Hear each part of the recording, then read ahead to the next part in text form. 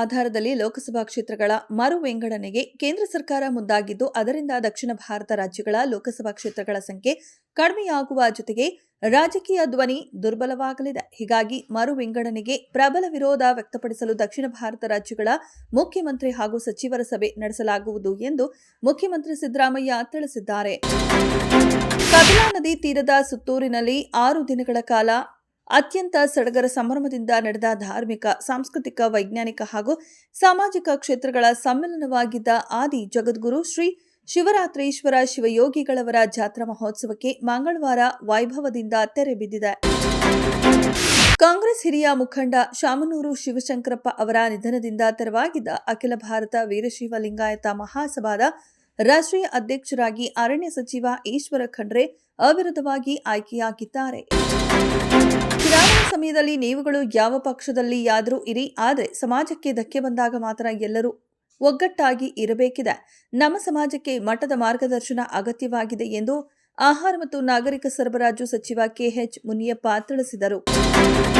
ಉಪರಾಷ್ಟ್ರಪತಿ ಸಿಪಿ ರಾಧಾಕೃಷ್ಣನ್ ಇಂದು ರಾಜ್ಯಕ್ಕೆ ಭೇಟಿ ನೀಡಲಿದ್ದಾರೆ. ಸಿದ್ಧಗಂಗಾ ಮಠದಲ್ಲಿ ಶಿವಕುಮಾರ ಶ್ರೀಗಳ 7ನೇ ಪುಣ್ಯ ಸ್ಮರಣೆ ಕಾರ್ಯಕ್ರಮದಲ್ಲಿ ಭಾಗವಹಿಸಲಿದ್ದಾರೆ. ಬೆಳಗ್ಗೆ 11 ಗಂಟೆಗೆ ವೇದಿಕೆ ಕಾರ್ಯಕ್ರಮ ನಡೆಯಲಿದೆ.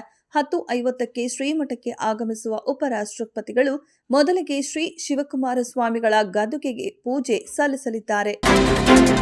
ಪರಿಶಿಷ್ಟ ಜಾತಿಗಳ ಒಳ ಮೀಸಲಾತಿ ವರ್ಗೀಕರಣದಲ್ಲಿ ಬಂಜಾರ, ಭೋವಿ, ಕೊರಮ, ಕೊರಚ ಮತ್ತು ಅಲೆಮಾರಿ ಸಮುದಾಯಗಳಿಗೆ ಆಗಿರುವ ಅನ್ಯಾಯ ಸರಿಪಡಿಸಲು ಮೀಸಲಾತಿ ಪ್ರಮಾಣವನ್ನು 18%ಕ್ಕೆ ಏರಿಸಬೇಕು ಎಂದು ಕರ್ನಾಟಕ ಮೀಸಲಾತಿ ಸಂರಕ್ಷಣಾ ಒಕ್ಕೂಟ ರಾಜ್ಯಪಾಲ ಥಾವರ್ಚಂದ್ ಗೆಹ್ಲೋಟ್ ಅವರಿಗೆ ಮನವಿ ಸಲ್ಲಿಸಿದೆ.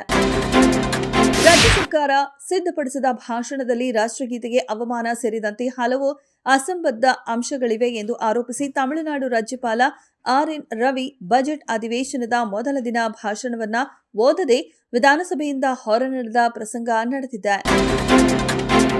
ಭಾರತ ಹಾಗೂ ಯುರೋಪ್ ಒಕ್ಕೂಟ ನಡುವೆ ಐತಿಹಾಸಿಕ ಮುಕ್ತ ವ್ಯಾಪಾರ ಒಪ್ಪಂದ ಶೀಘ್ರದಲ್ಲೇ ಅಂತಿಮಗೊಳ್ಳಲಿದ್ದು, ಇದು 200 ಕೋಟಿ ಜನರನ್ನ ಒಳಗೊಂಡ ಮಾರುಕಟ್ಟೆಯನ್ನ ಸೃಷ್ಟಿಸಲಿದೆ ಹಾಗೂ ಒಟ್ಟು ಜಾಗತಿಕ ಆಂತರಿಕ ಉತ್ಪನ್ನದ ಸುಮಾರು 1/3 ಎಂದು ಯುರೋಪ್ ಒಕ್ಕೂಟದ ಅಧ್ಯಕ್ಷೆ ಉರ್ಸುಲಾ ಓನ್ ಡೆರ್ ಲಿಯೆನ್ ಹೇಳಿದ್ದಾರೆ.